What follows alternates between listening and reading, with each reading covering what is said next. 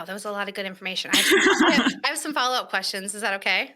Absolutely. All right. So with the gate situation, say for instance, the dog gets let out after your service, but you closed that gate and you took a photo and you put that into your CRM with a timestamp. And it just so happened maybe a kid or a landscaper or some other service provider left that gate open and you're getting blamed for it. I'm sorry, that's a great example. And by the way, if you guys are doing that, that is awesome to take that documentation that you closed the gate. I think that's a great idea to do that. If that were to happen, so let's say the owner of the dog accuses you of having left the gate open. You have that photo, but I would still recommend, if as soon as the client starts accusing you and asking you to provide reimbursement for their dog's vet expenses, I would go ahead and submit a claim to your insurance company.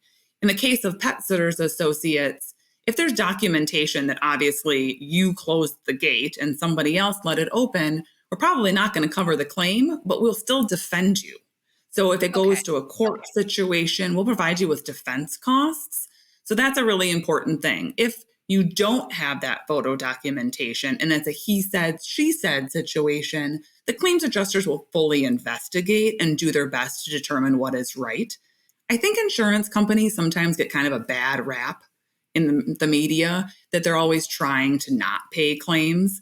I can speak for the insurance company that we work with that if it is a justified and legit claim, they are going to pay it. They're not trying to get out of claims. They're also not going to pay claims that they're not responsible for, of course, but they're not trying to find sneaky ways of getting out of paying the claim. But I do love the idea of taking a photo of the gate. Yeah, because a lot of us are. And I know I'm really promoting that because I personally have been blamed for a dog being let out. My technician said, "Hey, I closed the gate."